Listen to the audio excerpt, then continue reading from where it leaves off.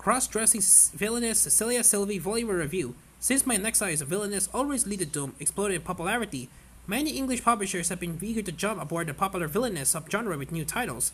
The latest offering for Yen Press is Cross-dressing Villainess Cecilia Sylvie, but does it prove an entertaining read? Let's find out. The story follows Japanese high school Hiyoro, who finds herself reincarnated into an ultimate game as Villainess Cecilia Sylvie. Naturally, Cecilia is destined to die young, due to being a villainess, and Hiyoro has no intentions of letting a bad end reach her. So to avoid this, she decides to cross-dress to become Cecile.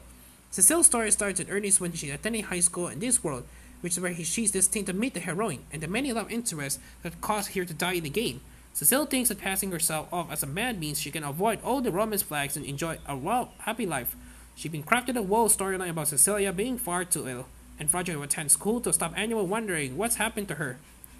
A storyline back up with her brother Gilbert, who she's let in on her secret of being reincarnated from Japan. Of course, nothing is ever that easy in these kind of storylines, and Cecile quickly finds herself embroiled in the heroine storyline, which replaces Gilbert as a knight insisting to protect the hero. This comes include a magical bracelet, which largely goes underutilized in the plot.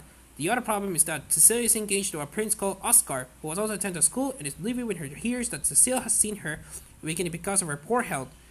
Perhaps the biggest problem is that Cecile's attempts as being mainly are hitting the mark as she gains a reputation of being a feminine prince.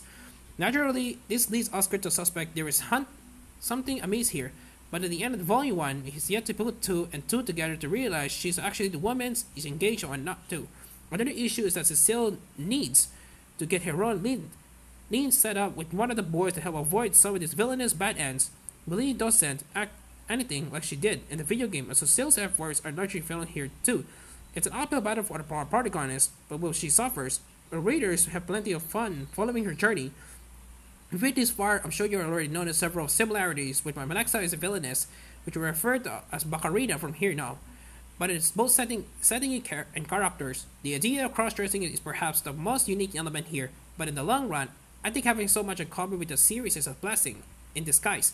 Bacarina's protagonist Katarina is an airheaded idiot, to put it politely, whereas Cecile is far more aware of the dangers of her situation and puts a lot more effort into her plan. Keeping her identity a secret and spending so much time binding her chest and styling her wigs takes a lot of Cecile, but she never once lacked in it, for risk of being found out. Her downfall is seeing all the people around her as simply being characters that can be easily manipulated. But even how she deals with the twist and turns of the narrative are perhaps more interesting than Katarina's decisions on Bacarina. The other big positive here is that the cast surrounding Cecile so far for certain is those in Bacarina. Like I mentioned, the romance will progress much faster as the series goes on. As you might expect, Brother Gilbert is already in love with Cecilia and does his best to support her and protect her, despite her being completely oblivious to his feelings. He also has a creating rivalry with Oscar, which again, Cecilia doesn't understand. He is trying his hardest to get Cecilia to notice him.